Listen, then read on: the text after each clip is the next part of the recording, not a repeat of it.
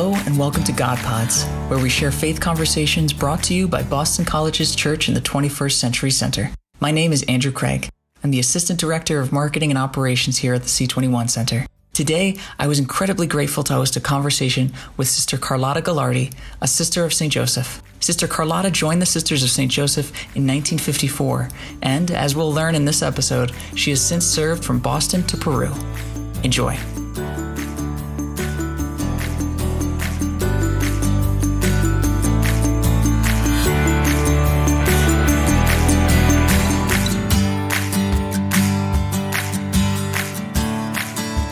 So looking back to when you first joined the Sisters of St. Joseph, or even when you were first figuring things out, was there anything that helped you discern or discover that this was where you were being called or where you were meant to be? Well, that's a difficult question to answer. And the reason I say that is I made this decision when I was in high school. I mean, we wouldn't even now think of accepting anybody right out of high school. Yeah. But you're sort of like a product of your times. And, when people say that, I'm not going to give some deep spiritual reason because I wasn't even deeply spiritual. I wouldn't even think of a relationship with God at that time. I'm in high school, Mm-hmm. And I do think that my parents, I always say that they were the ones who made me think about service. I would say it was almost a call to compassion, if you want to call it that. And my parents were unusual. I mean, they were so dedicated, they're so committed to the neighborhood, to the neighbors, to my relatives, they would be the first ones to, think about, oh, so-and-so was sick, what can I do? And they were very committed to the church. So in that sense, I grew up with that model of generosity and service to other people. And then I thought, well, married people can do that. Why am I looking, for someplace else? And then I thought that maybe it was because my father always said, life is not something you do alone. And the thing is, this is like a group of women that, mm-hmm. You could join who at the time I thought, would be very into service and so forth. I didn't even think of the fact that they were the Sisters of St. Joseph wasn't, into education at that time. That was their main ministry. Was teaching and teaching in schools. We had 300 schools or something in the diocese. But, so I didn't even think about that. Mm-hmm. But it's something that you feel. This is where God wants you.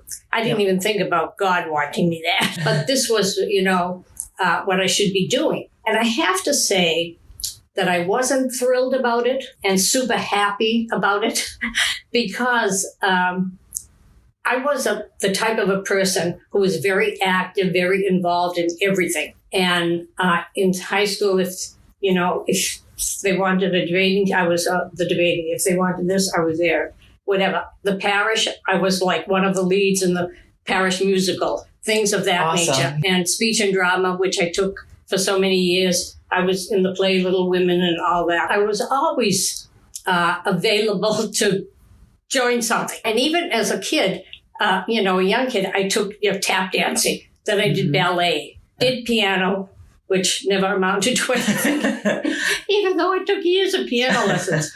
So, that was my type of personality. I like just being with groups and mm-hmm. people. I just love being with people. So, I think it was difficult in that sense. What am I doing, And so I entered in 1954, and it was the Marian year is what they called it. We were 57. 57 sisters. Yes, wow. 57 at the time. And that wasn't the smallest group because after me, they had, people who had 86 in their group, Coming in. Yes. Wow. Imagine. And I never regretted it.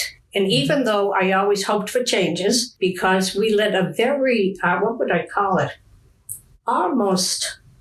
We were isolated in one sense. We didn't have much communication with the outside world, let me put it that way, And I think deep down, I always thought, this is going to change. This is going to change. So I started teaching school, of course. And I remember when they gave me the first grade, I thought that was like, oh boy, freaking out, thinking they gave me the most important grade. This is the kid's first chance to come to school. And I better make it a happy one for them. They're going to have to love coming to school. So I was sort of freaking out, thinking, oh my God, this is a great responsibility. Because in those days, now, of course, babies leave the house as babies, then it's all pre this and pre that, pre-kinder. And so first grade, of course, what was the first time for many children. It was my first time when I came to school, was the first grade. So I thought this was, oh boy, great. What a responsibility. So then life went on from there with, different ministries and so forth. So I think that was it, you're never going to be like sure of anything. I always think that, you discover what your vocation is as the years go on. And I'm still discovering. I mean, it's not something, that it's done once and for all. There's always that discovery as you go along. And I think it's the same with any vocation. You're married now, and I'm sure you're discovering what it's all about. Yeah. Every day's a new discovery. It's a new experience. Yeah. Absolutely. So I think you have to be open to that too, that you don't become stagnant. So looking back at your time as a sister, you've served so many places. Mm-hmm. Are there any that stick out to you as just like very special or fond? I have to say that I love my life. I have been blessed with so many extraordinary ministries. I mean, teaching the first grade, I did that for 11 years. And then, of course, the call came out to go to Peru. So that was the next 27 years. And I would have to say that perhaps was ministry that really changed my life. Let me put it that way. Because you become a stranger. All your props are taken away from you. You don't know the language. Don't know the culture. So, and that's something I think that's hard for people to do. Suddenly you're in this strange land, which you're left without being able to communicate. You have no idea what each day is going to bring. And once again, we were in the school. We went there, to teach in a parish school, St. Richard's Parish, after Richard Cardinal Cushing, because he was the one that asked if we would send. And there was Pope John the 23rd, of course, who asked that religious communities send a certain percentage to South America or to third world countries, let me put it that way. And so that's how we eventually got there. And we started teaching in the school. And I was the first one to move out of the school and we had several public schools in our parish. And religion was taught in all the schools because it was a Catholic country. It was part of the curriculum, exactly. So I went into the public schools to see about helping, to train some of the teachers as far as religion went. And another thing we wanted also was not to have, like, every year you'd have these 13 schools, 13 First Communions. We decided that they would have to all come to the parish if they wanted to receive communion, to do it on a parish level, which was a family catechetical program, which was extraordinary. And so we did accomplish that. So I have to say that, we lived through this terrorism, but people were so patient. You don't know the language, and they're just so patient. And I'm sure it must have been hard for them, to listen to all our mistakes and what we were saying and how we were saying it. I feel blessed too in that the language was not a problem for me, because I grew up in an Italian household. I listened to Italian all the time, which is very similar to Spanish when I think about it. And then, so that wasn't a big problem for me. And then I majored French in college, which, didn't do much with that. We were going to bring it into the schools, but then they kept me in the first grade. So I didn't have the opportunity to teach it, so I didn't really master that at all. But I did have a flair for languages. I feel so blessed to have had that opportunity, to have that gift. Yeah. And then the terrorism, of course, was a big part of our lives with that Sendero Luminoso. And then they asked for the leadership of Women Religious asked for volunteers to go into the areas that had really been hit by the, terrorists. And I volunteered for that because I felt, and I said to some of my prayer groups, I'm going to volunteer, I said, because I will learn something about it, and I will represent the community so that we do put our faith into action, because it's important that people know that we have not abandoned. And that was the whole idea of the groups, to go so that the people who had suffered so much with the terrorism, everybody did, even in Lima where we were. But the thing is that to let the people know that the church has not abandoned. So we went to different villages, and very primitive. It was an extraordinary experience. No sanitation, it was just an extraordinary experience. But the whole idea is, how do you understand what's going on if you're not there? Sure. If you don't have the experience of living it, if you're not in it. I think that's so important. So that was an extraordinary experience for me. We were a Mara sister. We went in groups of threes. Had a Montfortian father, who was extraordinary, a Mara sister, and myself, the three of us, and went to different villages. And you were in Peru for 27 years, 27 years. Almost 27 years. And then did you come straight back to Boston? Yes. What an experience. No, thank you, though, for It was sharing an extraordinary experience. And Children's Hospital, too, was another extraordinary experience. And that was back here in Boston. That was back here after I came back. I was in a parish for a couple of years, but I found it very difficult to adjust. From being in Peru to then coming to like to a U.S. different kind of church, completely different kind of church. So, and that was different. Even though I tried very hard. I was out every day knocking on doors and visiting people and so forth. But it just wasn't the same to have that, community idea of forming community. And was Boston Children's Hospital, was that your looking for an opportunity, or was it presented to you, or was it more so like you were told to go here? The president of our community called me, and she said, Children's Hospital is looking for a bilingual chaplain. They want someone that speaks Spanish, and would you be interested? And I said, yes. And how long were you there for? I was there for 15 years. And I left on my own. I could have stayed there probably for another 5, 10, I don't know, years. But you had to have a balance in life. I think that's so important. And I was hours and hours at the hospital, which, it wasn't, I'm not going to say it was a burden for me at all. I was happy to do it. You could say that, there might have been a child that was dying, and the parents would say, I want my mom and dad to be here for the baptism. They live in Vermont. So I'd say, look, it's not about me. I'm here to serve you. I'll wait as long as I have to wait for your parents to get here to do this baptism, things like that. So, you were called in maybe at 11 o'clock at night, even midnight.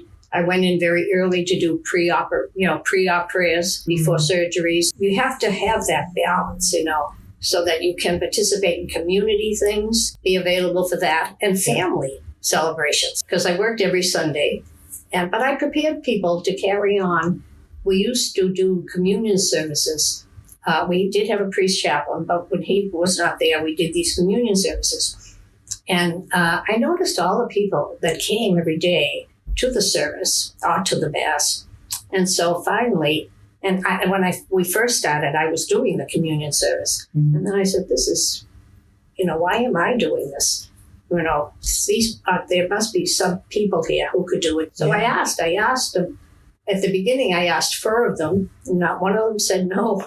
Wow, okay. So the desire was there. Absolutely. Yeah. When I left, I had 7 people doing the services, and they gave wonderful little homilies, and it was just great. And they're still doing it.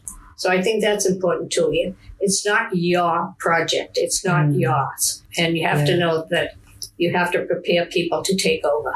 I'm sure too, it's empowering in that sense, the people that you served or that you worked with. I think people are already empowered. We have to let them know that. So it's just that invitation. Would you like to, of course. So it was great. And then I did prison ministry, which was for me another extraordinary ministry with they were looking for somebody for the Latino inmates in Cambridge. So I did that. It was just once a week. I did that for 12 years while I lived in Cambridge. Cambridge was a great place to live. They had so many things. They had Cambridge Cares About AIDS. They had all kinds of groups. I took this police academy course. It was a 13-week course for citizens. That was amazing because it put a human face on the police. It was a wonderful opportunity to learn so much. And thank God a lot of things have changed for them, as the years went on. But that was another wonderful thing. And I had the opportunity to baptize 4 of the inmates. They asked to be baptized, actually. So I was happy to do that. I was still at Children's Hospital in Cambridge, and I took that on. It's a wonderful ministry to people who do that. Some people do it full time, which is unbelievable. Yeah, amazing. I have one more question, formally, with mine to whoever might be listening to this, no matter what stage they're at or who they are, why they're listening, or how they came to this. Do you have any words of wisdom, advice, even just personal experience for someone who's trying to discern their own calling or grappling with how to use their time or maybe where their next step is? People have to make their own decisions, of course. I like to ask people, I usually like to ask them, what makes you happy? I think that's so important. What makes us happy?